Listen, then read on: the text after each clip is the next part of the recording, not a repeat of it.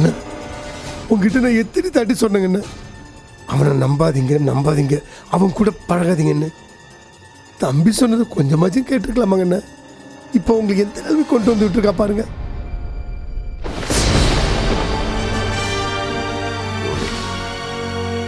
Police? ஆமாங்கண்ணா, நானும் இவன் தான் போய் போலீஸில் கம்ப்ளைண்ட் கொடுத்தோம். அண்ணா கதிர் இப்போ போலீஸ் ஸ்டேஷனில் தானே இருக்கான். போலீஸ் ஸ்டேஷனில் தானே இருக்கான்.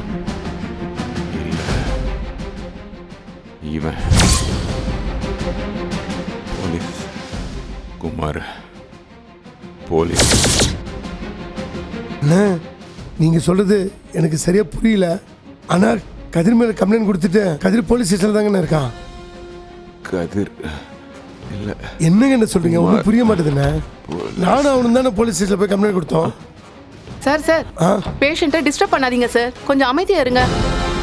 இல்லைம்மா, அண்ணன் என்னமோ சொல்ல வராங்க, சரியா புரியல. பேஷண்ட்டை டிஸ்டர்ப் பண்ணாதீங்க சார், நீங்க கொஞ்சம் வெளியே போங்க சார். அது என்னன்னு கேட்டு போறோம் சார். தயவு செஞ்சு நீங்க கொஞ்சம் வெளியே போங்க சார். பேஷண்ட் பாவம், கொஞ்சம் புரிஞ்சுக்கோங்க சார். நான் வெளியே தான் இருப்பேன், கொஞ்ச நேரம் கழிச்சு வந்து பார்க்குறேன். போங்க சார். குமார்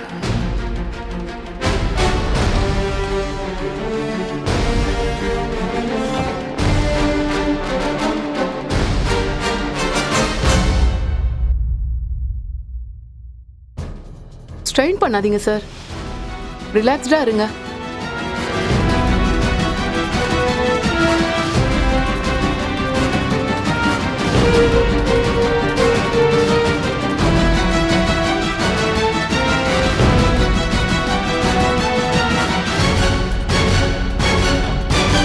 டேய், அண்ணன் என்ன சொல்ல வராங்கன்னு எனக்கு புரிஞ்சு போச்சுடா. என்னப்பா சொல்றீங்க? அந்த கதிர் பையன் இருக்கான்ல, அவன் வெளியே வரக்கூடாது, உள்ளே இருக்கணும்னு அண்ணன் நினைக்கிறாங்கடா. அதான் உன்னை போய் போலீஸில் கம்ப்ளைண்ட் பண்ண சொல்கிறாங்க. டேய், நேரில் பார்த்து சாட்சி நீ இருந்தாலும் அது பத்தாதுடா. அண்ணனுடைய வாக்குமூலம் தான் ரொம்ப ரொம்ப முக்கியம். நீ நேராக உடனே போலீஸ் ஸ்டேஷன் போயிட்டு அண்ணன் கண்ணை முடிச்சிட்டாங்கன்னு சொல்லி அவங்களை கையோட கூட்டு வாடா. அப்பா, இந்த நிலைமையில எப்படிப்பா பெரியப்பா விட்டுட்டு போறது? டேய், என்னடா நான் பார்த்துக்கிறேன்னு சொல்லி நீ என்ன சொல்லிட்டு படா. இல்லப்பா. போடா. சரி பா. எது சொன்னாலும் திருன்னு முடிச்சுக்கிட்டு.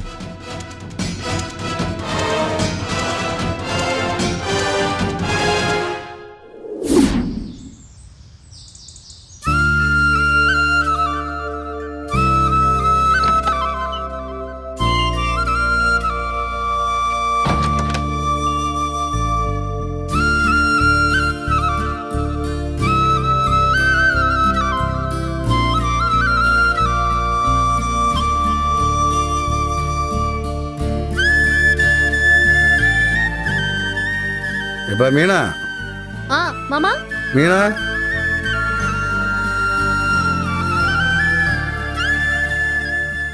ஏப்பா இவங்களுக்கு காஃபி ஏதாவது கொடுத்தியா? கேட்டேன் மாமா, 3 பேருமே வேணான்னு சொல்லிட்டாங்க. ராத்திரியும் யாருமே எதுவுமே சாப்பிடலையே? சாப்பிடவும் கிடையாது, நைட்டு தூங்கவும் இல்லை.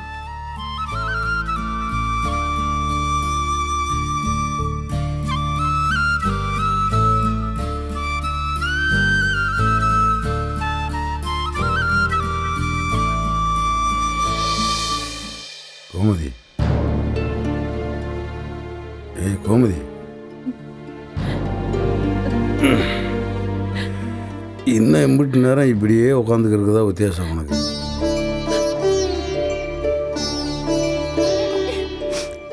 எங்க கதிர்? ஏய், இப்போ எதுக்கு ஆளாளுக்கு உட்காந்து அழுதுக்கிறீங்க? அவனோட நிலைமையை நினைச்சா எனக்கு நெஞ்சே வெடிச்சிரும் போல இருக்குங்க. கோமதி, தயவு செஞ்சு அழுகாத. பாரு, நம்ம கதிர் எந்த தப்பும் பண்ணலை. அவன் கண்டிப்பாக இன்னைக்கு வெளியே வந்துடுவான். இன்னைக்கு எப்படியாவது அவனை கூப்பிட்டு தாண்டி வீட்டுக்கே வருவேன். அழுகாத மாமா, கூட்டிட்டு வந்துடுவீங்கல்ல? கண்டிப்பாக கூட்டுக்கு வந்துடுவேப்பா, பயப்படாத. எல்லாரும் கொஞ்சம் தயவு செய்து அழுகாமல் இருக்கீங்களா? கோமதி, நம்ம மேலே அவங்க வீண் பலி போடுறதும் அதுக்கான தண்டனை நம்ம அனுபவிக்கிறதும் நம்ம மேலே குற்றம் முன்னாடி நிரூபித்து அதுக்கப்புறம் வெளியில் வர்றதும் இதெல்லாம் நம்மளுக்கு புதுசாக என்ன? இங்க பாரு, கதிர் கண்டிப்பாக வந்துடுவான். இன்னைக்கு சாயந்தரத்துக்குள்ளே கண்டிப்பாக அவனை கூட்டுக்கு வந்துடுவோம். இல்லை சரவணா, வக்கீல்கிட்ட பேசினீங்களே இல்லைடா? ஆ பேசியாச்சுப்பா. இன்னும் அரை மணி நேரத்தில் அவர் ஆஃபீஸ்க்கு வர சொல்லியிருக்காரு. சரி, நாங்கள் போயிட்டு வந்துடுறோம். என்னங்க, கதிரை விட்டுறாதீய. நம்ம பிள்ளைடி அவன், எப்படி விட்டுருவேன்? எப்பாடு ஓட்டாத அவனை கண்டிப்பாக கூப்பிட்டு வருவேன். கொஞ்சம் அழுகாமல் தைரியம் பாருங்க எல்லாரும். வாடா போலாம். ஆ அம்மா போயிட்டு வந்துடுறோம்மா. மீனா, எல்லாரையும் பார்த்துக்கோ, சரியா? ம். எப்படியாவது சாப்பிட வச்சிரு. நான் பார்த்துக்கிறேன், நீங்க போயிட்டு வாங்க. அப்புறம் எதுனாலும் எனக்கு உடனே ஃபோன் பண்ணி சொல்லு. ஹாஸ்பிட்டல்லேருந்து தகவல் தெரிஞ்சா உடனே சொல்லு. ம். ம், பார்த்துக்கோ. வரேன். வரேம்மா. ம்.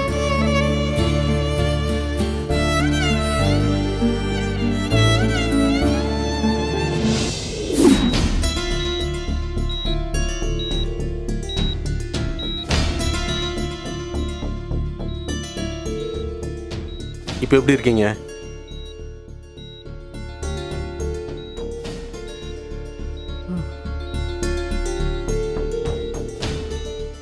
அண்ணா, குமார் சொல்ல போயிருக்காங்க அண்ணா.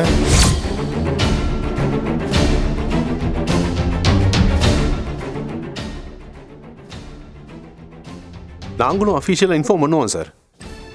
உங்களுக்கு தலையில் எதுவும் பெயின் இல்லைல்ல? வேற எங்கேயாவது பெயின் இருக்கா? ஏதாவது டிஸ்கம்ஃபர்ட்டாக இருக்கா? ஓகே, ரொம்ப ஸ்ட்ரெயின் பண்ண வேண்டாம், ஒன்றும் பிரச்சனை இல்லை. அண்ணன் கண்ணு முழிச்சிருச்சு, இனி பிரச்சனை இருக்காது. சேஃப்டிக்குன்னு இன்னும் சில டெஸ்ட்டில் எழுதியிருக்கேன், சரிங்க. அதெல்லாம் பண்ணணும். சரிங்க. சரி, வரேன் சார். பேஷண்ட்டை டிஸ்டர்ப் பண்ணாமல் பாருங்கள்.